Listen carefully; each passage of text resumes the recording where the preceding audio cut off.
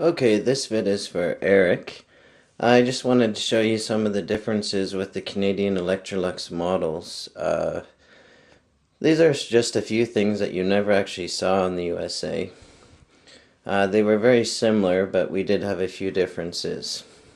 First off, I'll start out with the power nozzles. These were Electrolux Canada's first version of their own power nozzle.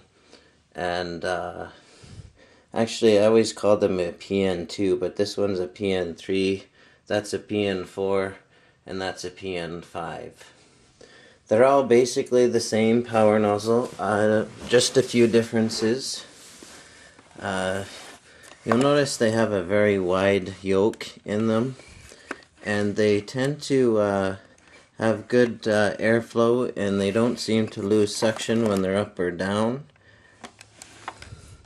This first model here, you'll see there's only 2 screws in the whole power nozzle. The rest of it is all held together by pins. There's one at the front here under the bumper, and then a couple on the sides. And I'll just try to lift this up. I don't want to ruin it, but I'm not sure if I can get the right light, but you can see the pins that hold it together. Now on this first version, it actually has a plastic brush roll. It's a cogged belt, chevron design. The one unique feature on this one is it's got a height adjustment here. And what that does is just tighten the brush roll up and down. I'm trying to do it with a camera, but it's tough fun. Just hold on. I should really clean this whole thing. But that's in one position. Then if you push it, you can see the brush roll, actual brush roll moves up and down.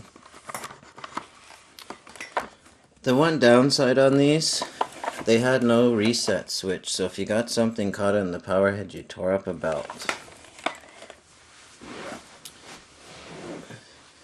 And this one is basically exactly the same as the first, but it doesn't have that height adjustment anymore. Still held together with pins, still had a plastic brush roll with a chevron design. Then they improved the next one a little bit. They added screws in the bottom to hold the housing together, which was a bright idea, I think. And they changed the brush roll to wooden brush roll. And in this model, the bearings on the side are different as well. They improved on them, where these actually on the inside are held together with pins. One of these days I'll take one apart, but you can kind of see the design there. They were the quietest power nozzles Electrolux ever made, and I like the fact that the cord was built into the elbow. Nice big elbow. There's lots of airflow going through here. And what I like about them is generally when you have your intake, and I can't really show it with this here, but I'll kind of describe it. Generally, you have a flat panel across the back and then a channel going to here. This one actually kind of curves up into that channel. And I think that's why I like these power nozzles so much. The other thing I miss on the power heads was Electrolux's version of the telescopic wand.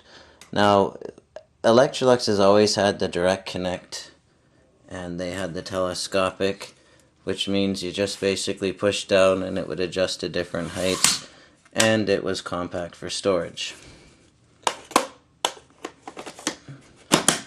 And just snapped into the power head like so.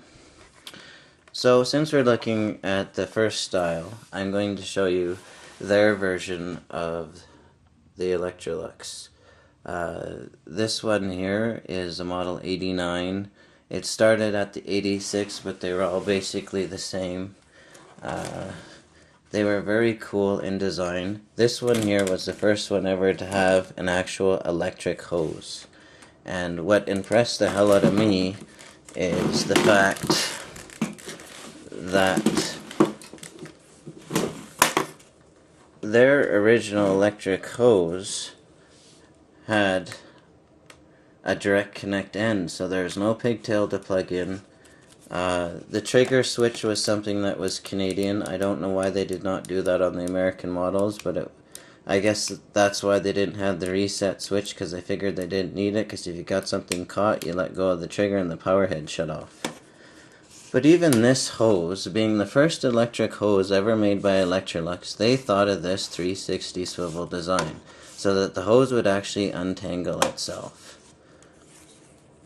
A lot of vacuums today still don't have that. The hose setup was a little bit different as well. That's all it was to get the hose in and out, and I really like that setup. And then the pigtail went around into the top of the handle. Now the bag setup was the same. It uses the style C bag. When the bag was full on this machine, the door just popped open, just like the American models. Drop-in bag design, I really liked that basket design. Made very good airflow with the bag and gave it very good suction. Now and of course the door won't close without the bag in it. The cord rewind was another thing I really liked, and this is a cord rewind you never want to take apart because it's full of ball bearings. But it's a foolproof design. It's all metal construction with ball bearings. It'll never wear out. The dogs on it work well. And the one added benefit that this machine had over the American models was you open this back latch, you open the bottom, it had an after filter. So now you could actually catch all the carbon dust with the after filter.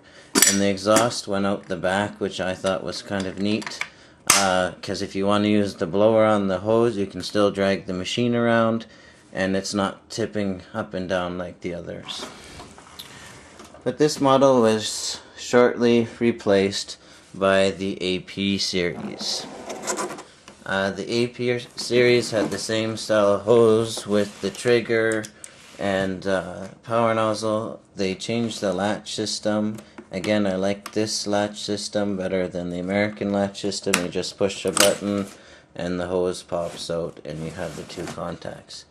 Bag idea was the same.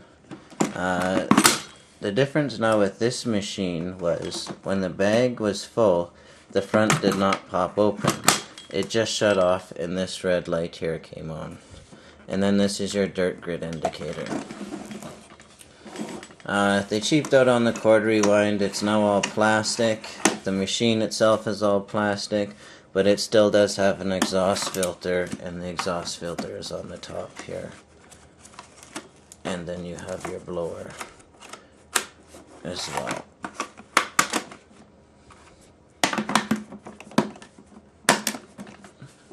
I do like the fact that they put rubber wheels on this model, on both front and back, so it didn't scratch floors. It had a full wraparound bumper and rubber front and back bumpers. And as far as I'm concerned, that was probably the best Electrolux ever made. So I hope this helps, and that's it.